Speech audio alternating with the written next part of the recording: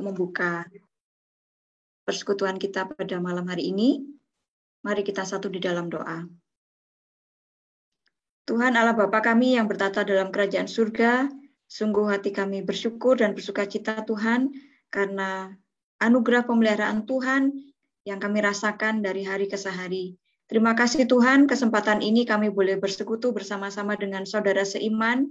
Kami boleh sama-sama nanti juga belajar dari kebenaran firman Tuhan yang akan dipandu oleh hamba-Mu, Penginjil Yafet. Tuhan tolong kami supaya kami semua juga boleh memiliki hati seperti seorang murid, pendengaran seperti seorang murid yang terus mau dengar-dengaran kepada Tuhan, kepada kebenaran firman Tuhan. Tolong kami Tuhan, untuk kami juga sama-sama boleh diberkati melalui persekutuan kami pada malam hari ini. Sekalipun kami tidak bisa bertemu secara langsung, tapi biarlah kiranya persekutuan kami secara online ini boleh menumbuhkan iman percaya kami kepada Tuhan, dan kami boleh bersukacita menikmati berkat persekutuan di dalam Tuhan dan juga bersama-sama dengan saudara kami seiman. Di dalam nama Tuhan kami Yesus Kristus, kami berdoa dan bersyukur. Haleluya. Amin. Baik, Bapak Ibu Saudara, saya percaya bahwa kita semua hari ini juga sudah melewati banyak hal, dan yang pasti kasih setia Tuhan itu tidak pernah berkesudahan dalam kehidupan kita. Kita bersukacita, mari kita boleh terus memuji Tuhan, kita akan naikkan pujian kasih Allah tak berkesudahan.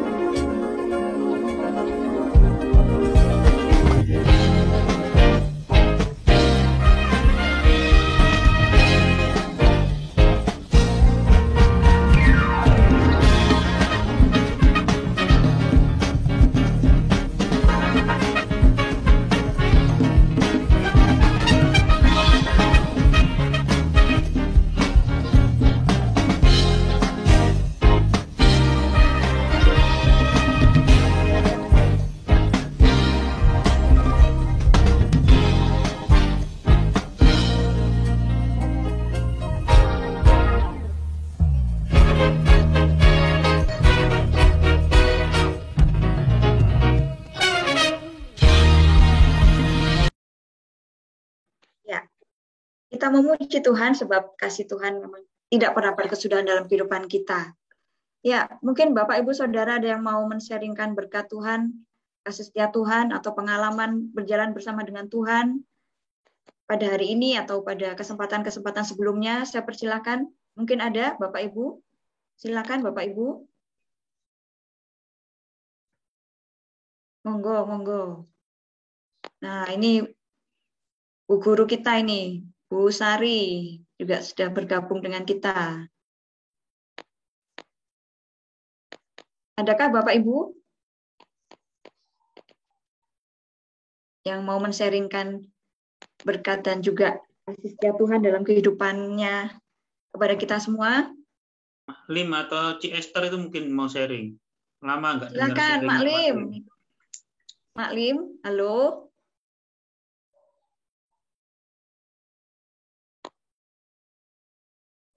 Boleh Mak Lim, boleh sama Ci Esther juga, silakan. Mak. Selama ini Tuhan selalu memimpin anak-anak. Gak bisa aja nih. Gak apa-apa, Mak. Gak apa-apa. Apa aja boleh kok di-sharingkan, Mak. Silakan, Mak. Yo, Gimana, Mak? Melaluinya kayak kesehatan. Kak Nguna mah ngomong Gak apa-apa, Ci Esther diwakili, Ci Esther juga gak apa-apa. Gak apa-apa, ayo. Gak apa-apa. Mah ngomong. Gimana? Oke, bukaan gak apa-apa ngomong. PPKM di sini. Gak apa-apa, Mak. Ayo, Mak. Gak apa-apa, Mak. Sini Kak, selama COVID ini Tuhan. Iya. Selama COVID. Gimana, Mak? Tuhan sertai pengalamannya selama ini, Mak. Gimana, Mak? Syukur selalu sehat. Ya, kita banyak berdoa ya, kepada Tuhan pimpinan. Anak-anak juga sehat. Puji Tuhan ya, Mak ya. Ya. Makasih ya. Ya, bersyukur ya, Mak ya. Ya. Kasih setia Tuhan luar biasa. Ya. Sudah, Mak? Ya. Makasih ya. Makasih ya sharingnya ya. Tuhan berkati ya, Mak. Ci Esther juga, semua keluarga juga, anak cucu semua ya. Oke, Bu Ikme mungkin. Halo Bu Ikme, gimana kabarnya? Iya, baik. Ya. Kayak Anda. Gimana?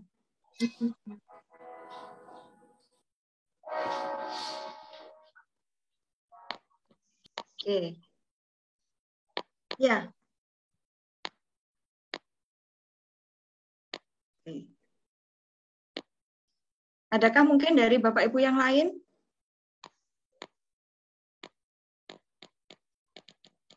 Ya. Oke, Bapak Ibu, kita nanti akan sambung ya, sharing-sharing kita, sapaan-sapaan kita ya. Yang pasti kita semua, saya percaya kita semua sangat bersyukur ya, sudah melihat pemeliharaan Tuhan sampai sejauh ini, sekalipun di tengah kondisi pandemi yang membuat kita semua serba terbatas gitu ya.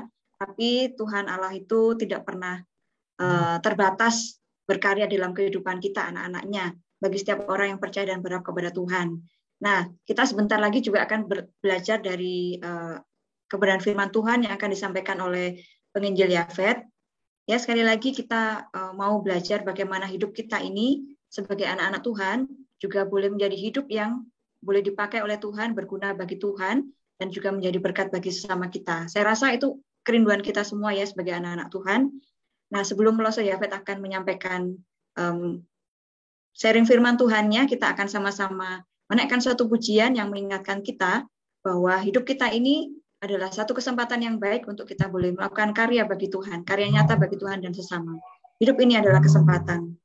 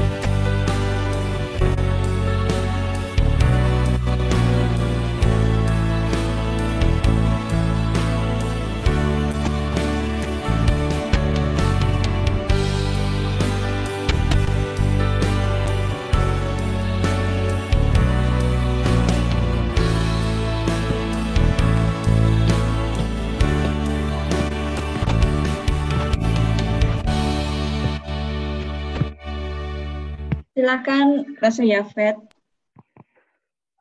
Selamat malam Bapak Ibu dan saudara yang dikasihi Tuhan. Selamat malam juga untuk Maing. Selamat malam untuk Susu AI dan juga beberapa yang saya ingat. Saya pernah komsel waktu itu bersama-sama di satu pantai. Saya lupa apa namanya waktu itu pengalaman pertama dan luar biasa pada saat itu. Terima kasih banyak untuk kesempatan yang diberikan. Mari kita masuk dalam doa.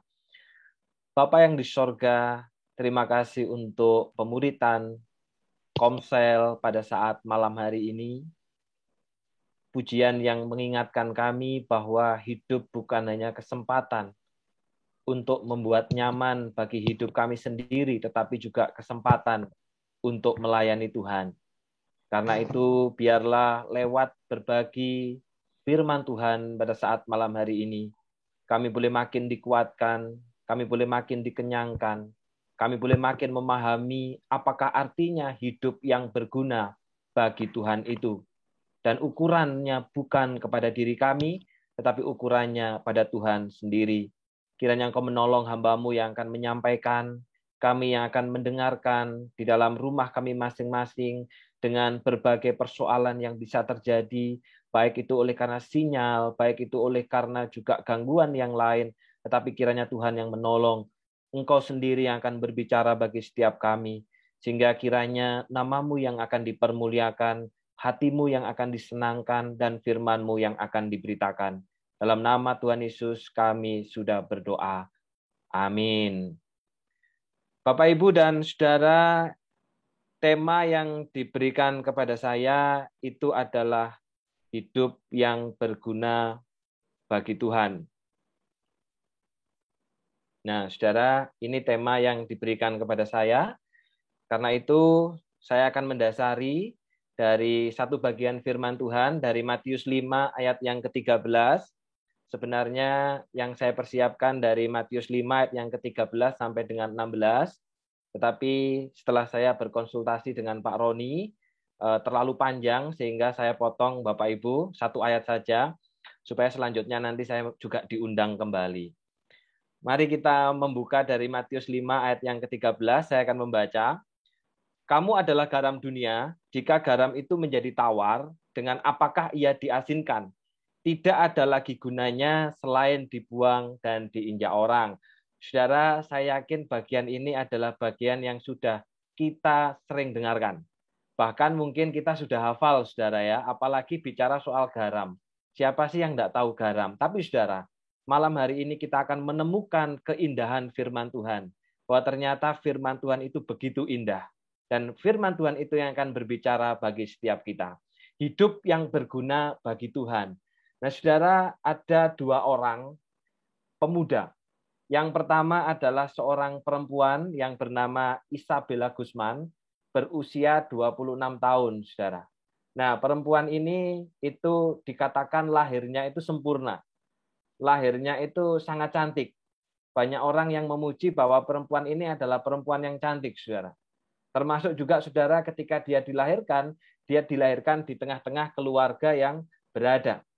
Jadi sudah cantik, sudah sempurna fisiknya, lalu dilahirkan di tengah-tengah keluarga yang berada. Sementara, saudara, satunya adalah seorang pemuda yang berusia 22 tahun. Namanya adalah Sion Clark. Nah, ini dua-duanya lahir di Amerika, saudara. Tetapi, saudara, Sion ini memiliki salah satu penyakit pada waktu itu, yaitu di mana bagian bawah. Jadi, yang bertumbuh itu hanya bagian perut ke atas. Sementara kakinya sama sekali dia tidak punya. Jangan bertanya, saudara ya, mohon maaf, gimana kalau mau ke belakang? Nah, itu saya sedang tidak bahas itu, saudara.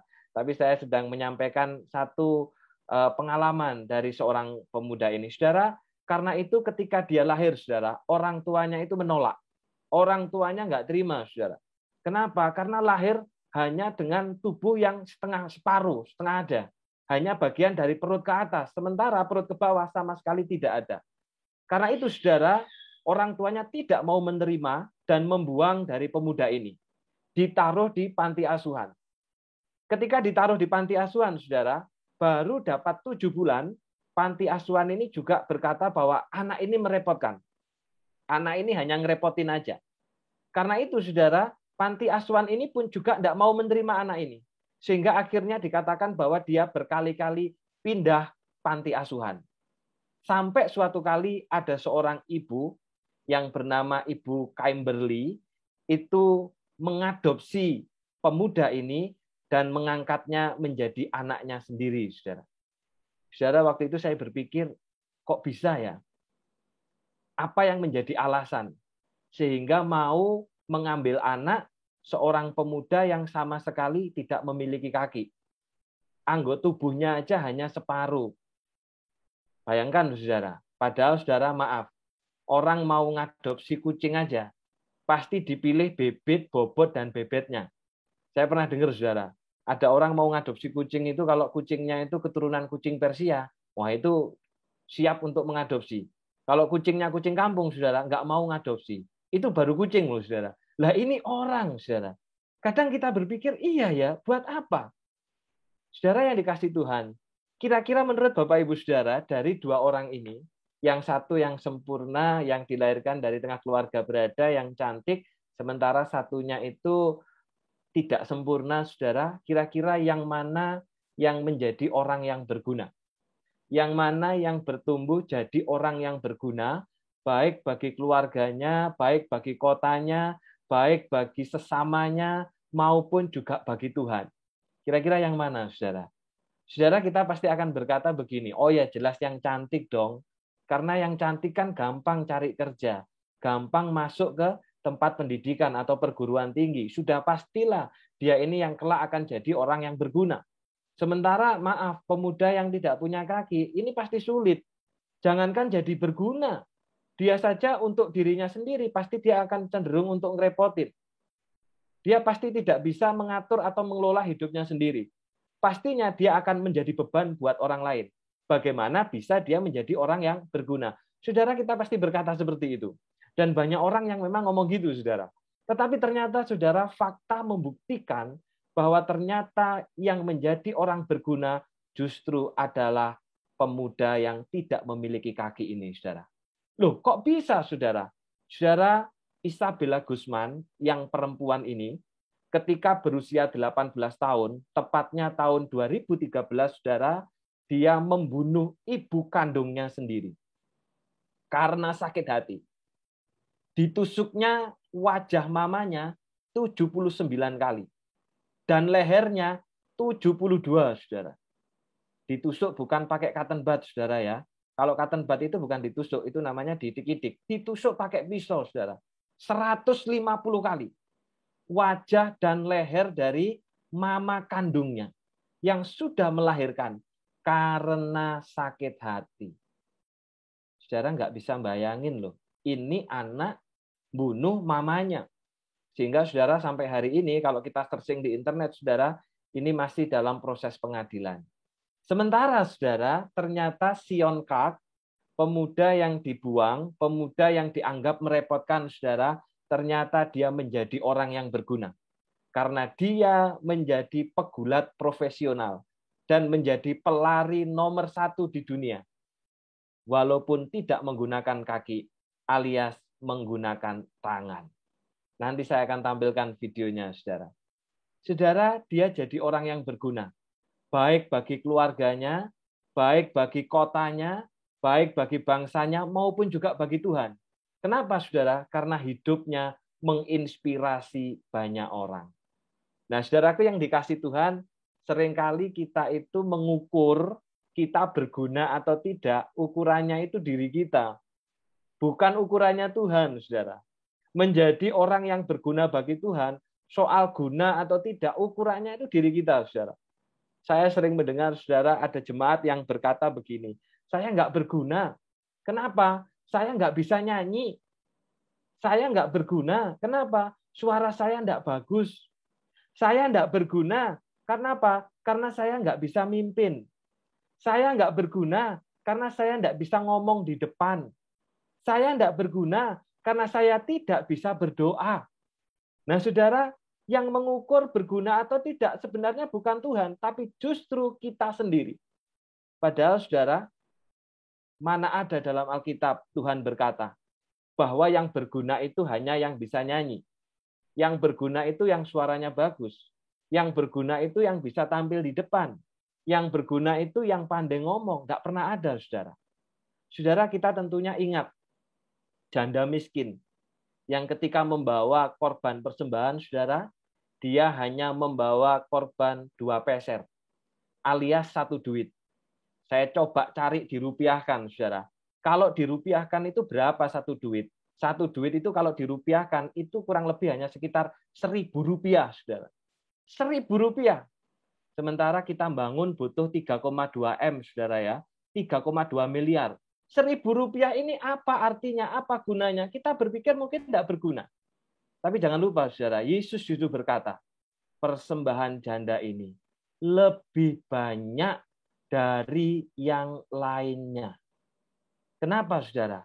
Karena berguna atau tidak berguna. Bukan soal fisik, bukan soal jasmani, bukan soal apa yang lahir, tetapi soal hati. Nah, ini saudara.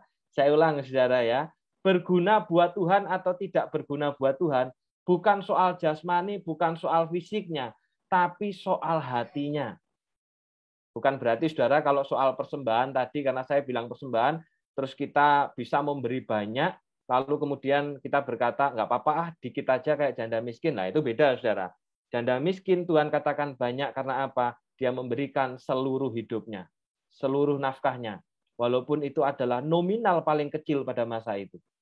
Jadi, saudara, soal berguna atau tidak berguna, itu soal hati. Hati yang bagaimana, saudara? Hati yang mengerti dan menghidupi apa panggilan kita, apa identitas kita.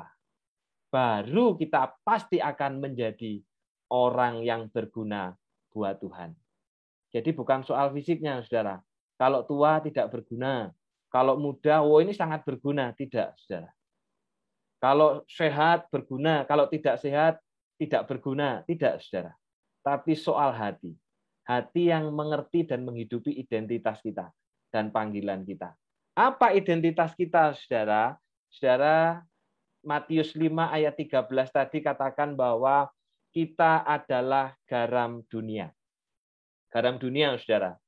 Bukan garam dapur ataupun garam meja. Karena kalau garam dapur dan garam meja kebanyakan bisa menjadi darah tinggi, saudara. Dan ini bukan identitas kita. Tapi kita ini adalah garam dunia.